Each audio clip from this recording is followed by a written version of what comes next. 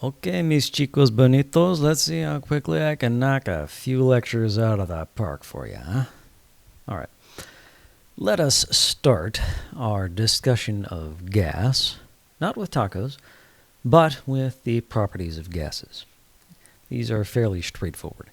A gas will assume the size and shape of its container. If you put a sample of a gas inside of a container, it will always expand to fill that container. There will be no empty spots inside there. Okay, this stands in direct contrast with both liquids and solids that have a constant volume for both of them, and in the case of solids, a constant shape.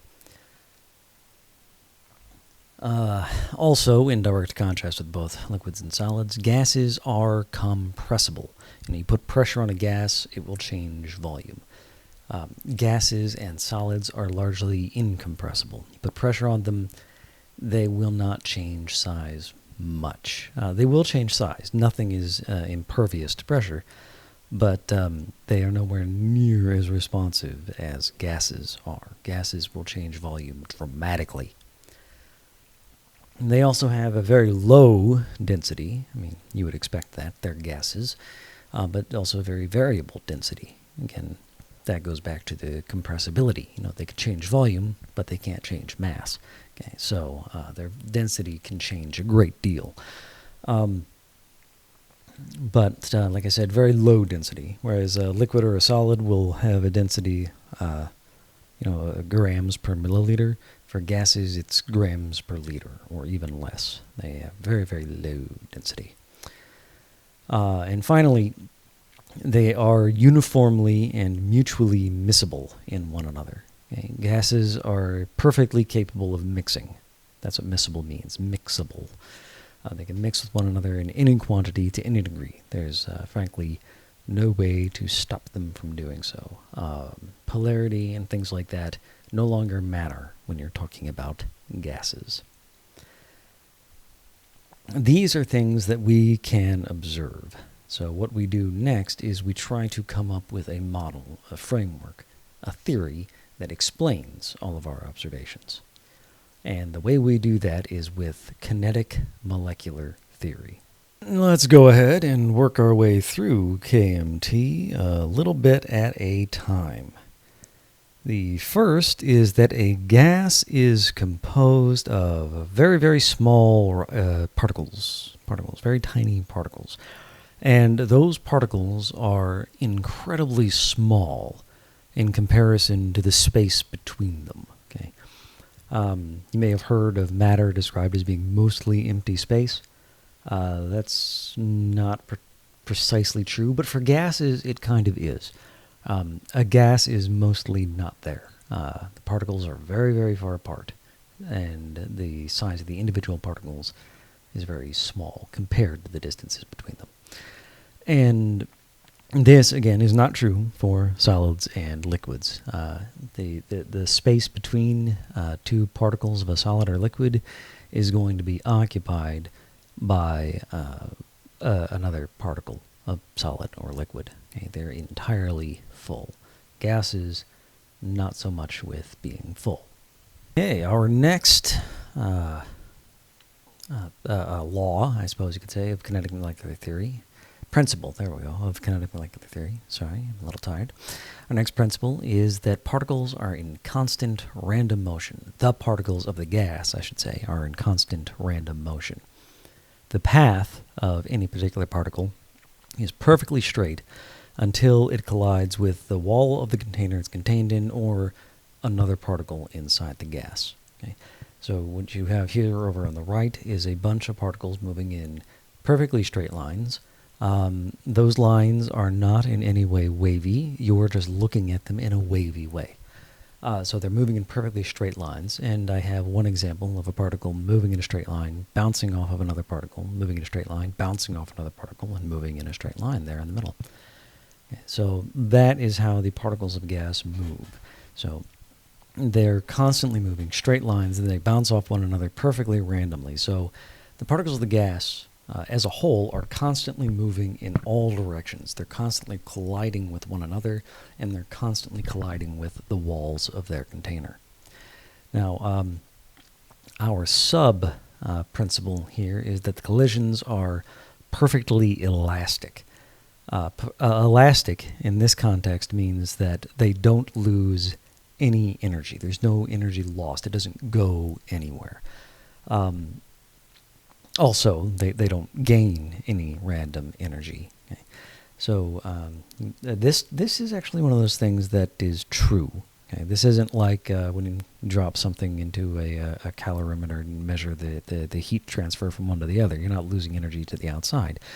In the case of gas particles, the gas particles really do collide in a nice, perfectly elastic sort of way. Most of the time, there are always caveats. Things always get complicated. This here is an example of an inelastic collision. This is a wreck at a NASCAR event. And you can see that the car that's flipping up into the air there is falling into lots and lots of little pieces. That is by design. Okay, they want that collision to be as inelastic as possible. They want that car to fall to pieces. And they want it to crumple and crush around the person inside of it without crushing the person inside of it, because all of the energy that goes to ripping the car apart and crushing the car is not being transferred to ripping apart the guy's body or crushing the guy. The car, it makes the collisions safer because it's inelastic. But that doesn't happen with particles of a gas. They don't fly to pieces. They don't get crushed. Atoms are quite durable. Molecules as well. So nice, perfectly elastic collisions. Next up, we have that particles do not exert attractive or repulsive forces on one another. This is a little bit of a cheat. We'll get more into how this isn't perfectly true later. But for the most part, the particles of a gas don't exert attractive or repulsive forces on one another. They kind of ignore one another while they are flying around. What would it look like if they did exert those forces on one another? Well, here's an example of a particle coming close to another particle and being attracted to it. You can see its path, instead of being perfectly straight, the path bends as it tries to move closer to the other particle. In this case, it's moving fast enough that the particle just it's able to keep on flying rather than spiraling in and colliding and combining with the other particle. And this here is an example of a repulsive force. Okay, so you can see the particle is coming close and then getting pushed away, like if you were sliding magnets across a tabletop. One magnet gets close to the other, and they either stick together or they fly apart. That's what this would look like if they did exert those forces on one another. But one of the assumptions of KMT, of kinetic molecular theory, is that the particles don't exert that kind of force on one another. Like I said, it's kind of a cheat, but it's a pretty good one for the most part. The places where that breaks down is during chemical reactions or when the gas condenses into a liquid. And for the most part, you're not operating in either of those two scenarios when you're talking about, just a nice pure gas. So KMT holds true, except when it doesn't. And and those times when it doesn't hold true are special occasions that we're taking into account using other models. We're not trying to model the condensation of a gas into a liquid using KMT. We're not trying to model how reactions occur using kinetic molecular theory. KMT is only intended to be used for discussing gases as they are, just the state of the gas, not the change of state, not the change of matter, nothing like that. The final assumption of kinetic molecular theory is that the average kinetic energy of the particles of the gas is proportional to the temperature of the gas. We've already seen this. That was kind of the definition of temperature I threw at you when we were talking about heat and so on back at the beginning of this unit. This isn't really a cheat. This is something that has to be built into kinetic molecular theory. It's also built into thermodynamics, and it's based upon observations that make it a very, very good assumption. This is kind of a law. Average kinetic energy is proportional to temperature. So a physical way to understand that is that the higher the temperature, the faster the particles are moving. That wasn't as important when we were talking about solids and liquids. It can be. It can matter a great deal. For gases, it is fairly important because gases, so much of their behavior is based upon the way the particles are moving. And faster particles, well, they move more than slower particles. Okay, so those are the assumptions of kinetic molecular theory. We're talking about particles, very, very small, so small that we essentially assume they have no volume, that are in constant, random motion, moving in perfectly straight lines until they collide with something in a perfectly elastic collision. They have no attraction or repulsion to one another except during those collisions. And the speed they're moving at is based upon, or is proportional, I should say, to the temperature of the gas as a whole. So now let's go ahead and see if we can't find a way to connect kinetic molecular theory with the properties of the gases that it's hoping to explain. Let's go ahead and start with the fact that a gas will expand to fill its container. And just go ahead and imagine you have a container with a sample of gas down in one corner of that container. Okay? All of the particles of that gas are in constant random motion. Okay, so they're moving in all directions in perfectly straight lines. This is also true for the particles of gas at the edge of that sample. They're moving in random directions. Some of them will be moving just randomly toward the sample of gas, but a lot of them are going to be moving away from it. And because they're moving away from it, they're just going to keep on moving. There's nothing to stop them. Okay, particles move in straight lines until they collide with something. And if there's nothing to collide with, they just ain't going to turn. It's like letting a border collie loose in a field. It's going to run. Okay. Now, solids and liquids don't do this because they're very, very close together and they feel those attractive forces for one another. A particle of a liquid or a solid might try to move away from the liquid or solid as a whole, but it's going to be pulled back and held in place by all of the other particles around it. And that's just not true for a gas. Because they don't feel those attractive forces, they're free to just keep on going. And whenever any particle of the gas gets randomly bumped, by either, the wall of the container or by another gas particle so that it moves toward an empty space, then it's just going to keep on going into that empty space. And that's why gases take on the size and shape of their container, and liquids and solids just don't, because they don't feel those forces, and they just keep on moving in straight lines until they run out of space to move into. The rest of the properties of gases are even easier to understand in terms of kinetic molecular theory.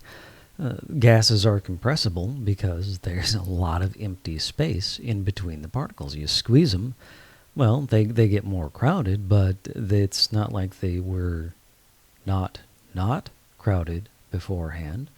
There's just plenty of empty space for them to get closer together in. Or I suppose you could say that they're getting less far away from one another because they're so incredibly far away from one another.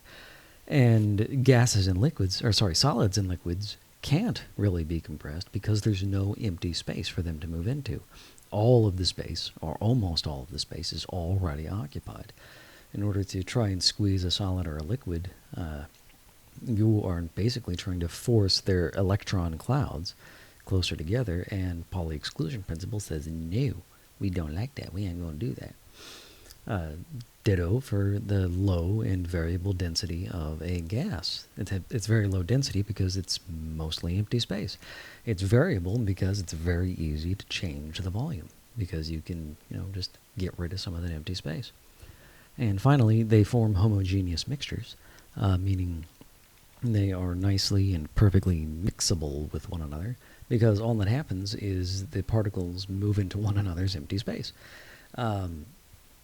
The particles already aren't interacting, so now they just have something new to not really interact with. So it's not a problem for them to mix. For solids and liquids, they're all touching. And the reason they're touching is because they want to be touching. So if you want to try and mix something in there, then it has to be something that it wants to touch. So it has to have similar sorts of properties. That is just not true for gases. Gases, they're pioneers out on the lone prairie. They don't really, well, they care intensely about their neighbors if they get too close, but for the most part they don't. So they're okay with having somebody move in 20 miles down the road. It doesn't really affect them much. With that, we've gone a scotch over the 15-minute mark, so we're going to call this lecture it ended, and we'll move on to lecture 9, when we will start talking about pressure and volume and the various gas laws. Hate to say it, folks, but we're going to have to start doing math again.